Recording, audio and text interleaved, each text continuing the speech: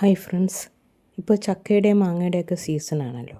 അപ്പോൾ ഇന്ന് ഞാൻ എത്തിയിരിക്കുന്നത് മാങ്ങ കൊണ്ടുണ്ടാക്കാൻ പറ്റിയ രണ്ട് സിമ്പിളും അതുപോലെ തന്നെ ടേസ്റ്റി ആയിട്ടുള്ള രണ്ട് വിഭവങ്ങളുടെ റെസിപ്പിയുമായിട്ടാണ് കേട്ടോ. അപ്പോൾ ആദ്യം ഇത് രണ്ട് മാങ്ങ എടുത്തിട്ടുണ്ട്. അത് കഴുകി വൃത്തിയാക്കി വെച്ചിരിക്കുകയാണ്. ഇനി അത് ചെറിയ ചെറിയ കഷ്ണങ്ങളാക്കണം.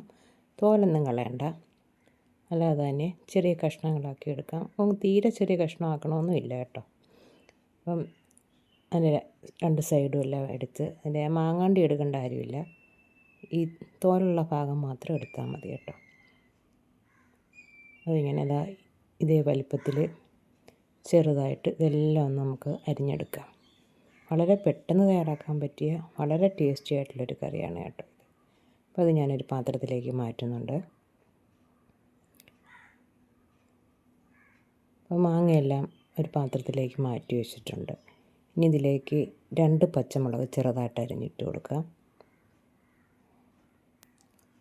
പച്ചമുളകിൻ്റെ ടേസ്റ്റ് ഇഷ്ടമില്ലാത്തവർ അത് ചേർക്കേണ്ട കാര്യമില്ല കേട്ടോ. ഞാനിവിടെ 2 ചെറിയ പച്ചമുളക് കൂടി ഇതിലേക്ക് ചേർക്കുന്നുണ്ട്. ഇനി പച്ചമുളക് ഇട്ട് ഇനി നമുക്ക് കുറച്ച് പൊടികളിടണം. ആദ്യം കുറച്ച് ഉപ്പ് ചേർത്ത് കൊടുക്കാം. ഇനി ഒരു 2 ടീസ്പൂൺ മുളക് പൊടിയാണ്, അധികം എരിവില്ലാത്ത മുളക് പൊടിയാണ് ഇട്ട് കൊടുക്കുന്നത്. പിന്നെ ഒരു 1/2 ടീസ്പൂൺ ഉലുവ പൊടിച്ചത് കൂടി ചേർക്കുന്നുണ്ട്. ഇനി ഇതിലേക്ക് ഒരു 1/2 ടീസ്പൂൺ കായപ്പൊടിയും കൂടെ ചേർക്കണം. 1/4 ടീസ്പൂൺ ചേർത്താലും കുഴപ്പമില്ല കേട്ടോ. പിന്നെ കുറച്ച് കറിവേപ്പില. ഇനി നമുക്കിതെല്ലാം കൂടെ നന്നായിട്ടൊന്ന് മിക്സ് ചെയ്യാം. ഇതെല്ലാം നന്നായിട്ട് ഒന്ന് മിക്സ് ചെയ്തെടുത്തതിന് ശേഷം ഒന്ന് വിസ്ക് കൊണ്ട് അടിച്ചു വെച്ചിരിക്കുന്ന ഒരു 1/2 കപ്പ് തൈര്, അധികം പുളിയില്ലാത്ത തൈരാണ്, ഒരുപാട് പുളിയുള്ള തൈര് എടുക്കരുത്, കാരണം മാങ്ങയ്ക്ക് ഓൾറെഡി പുളിയുള്ളതാണല്ലോ. അപ്പോൾ തൈരും കൂടെ ഇതിലേക്ക് ഒഴിച്ചു കൊടുത്തിട്ട് നന്നായിട്ടൊന്ന് മിക്സ് ചെയ്തെടുത്താലുണ്ടല്ലോ നല്ല അടിപൊളി ടേസ്റ്റുള്ള ഒരു മാങ്ങ പച്ചടി റെഡി ആയിട്ടുണ്ട്. തീർന്നില്ല, ഇനി ഒരു താളിപ്പൊടി ഉണ്ട് കേട്ടോ. താളിപ്പും കൂടി ചേർത്ത് കഴിഞ്ഞാൽ ഇത് പൂർണ്ണമാകും. അപ്പോൾ അതിനായിട്ട് ഒരു ചെറിയ പാൻ അടുപ്പിൽ വെച്ചിട്ടുണ്ട്. അതിലേക്ക് കുറച്ച് വെളിച്ചെണ്ണ ഒഴിച്ചു കൊടുത്തു. എണ്ണയൊന്ന് ചൂടായി വരുന്ന സമയത്ത് അതിലേക്ക് 1 ടീസ്പൂൺ കടുക് ഇട്ട് കൊടുക്കാം. കടുകെല്ലാം ഒന്ന് പൊട്ടി വരുന്ന സമയത്ത് അതിലേക്ക് ഒരു 4-5 ചെറിയ ഉണക്കമുളക് ഇട്ട് കൊടുക്കാം. ഇനി ഉണക്കമുളകും ഒന്ന് മൂത്ത് വരണം. മൂത്ത് വരുന്ന സമയത്ത് ഇതിലേക്ക് കുറച്ച് കറിവേപ്പില കൂടി ഇട്ട് കൊടുക്കാം. മുളകൊക്കെ മൂത്ത് വന്നിട്ടുണ്ട്. ഇനി കറിവേപ്പിലയും കൂടി ഇട്ട് കൊടുത്ത് കറിവേപ്പിലയൊന്ന് മൂത്ത് കിട്ടണം. ഇതെല്ലാം കൂടെ നന്നായിട്ടൊന്ന് മിക്സ് ചെയ്ത് കൊടുക്കുക. ഇനി നമുക്കിത് ആ കറിയിലേക്ക് ചേർക്കാം. അപ്പോൾ ഇത്രയേ ഉള്ളൂ. നല്ല അടിപൊളി ടേസ്റ്റിലുള്ള മാങ്ങ പച്ചടി ഇവിടെ റെഡി ആയിട്ടുണ്ട്. ചോറിൻ്റെ കൂടെ ഇത് മാത്രം മതി കേട്ടോ, വേറെ കറികളൊന്നും വേണ്ട.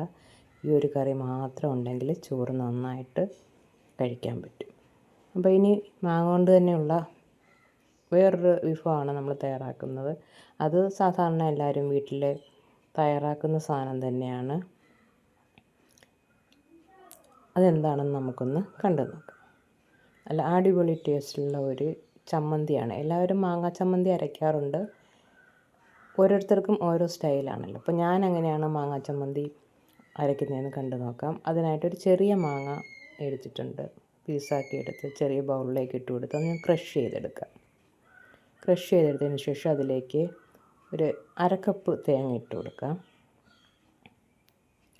പിന്നെ കാന്താരിമുളകാണ്, ഒരു 5-6 കാന്താരിമുളക്, ഒരു 2-3 ചുവന്നുള്ളിയും ആവശ്യത്തിന് ഉപ്പും ഇട്ട് കൊടുത്ത് നന്നായിട്ടൊന്ന് ക്രഷ് ചെയ്തെടുക്കുക. ഒരുപാട് അങ്ങ് അരഞ്ഞു പോകരുത്, അല്പം തരിതരിയായിട്ട് വേണം അരച്ചെടുക്കുക. ഇനി ഇതിലേക്ക് കുറച്ച് കറിവേപ്പില കൂടെ ഇട്ട് ഒന്നും കൂടെ ഒന്ന് അടിച്ചെടുക്കാം. ഇത്രയേ ഉള്ളൂ. നല്ല അടിപൊളി ടേസ്റ്റിലുള്ള ഒരു മാങ്ങ ചമ്മന്തി ഇവിടെ റെഡി ആയിട്ടുണ്ട്. എന്താ ടേസ്റ്റ് എന്നറിയാമോ? അപ്പം ഇന്നത്തെ എൻ്റെ ഈ 2 വിഭവങ്ങളും നിങ്ങൾക്ക് ഇഷ്ടമായി എന്ന് വിചാരിക്കുന്നു. ഇഷ്ടപ്പെട്ടുവെങ്കിൽ ലൈക്ക് ചെയ്യുക, ഷെയർ ചെയ്യുക, കമൻറ്റ് ചെയ്യുക, ചാനൽ സബ്സ്ക്രൈബ് ചെയ്യുക, അതോടൊപ്പം തന്നെ ഹൈപ്പ് കൂടി ചെയ്യും. Okay, thank you.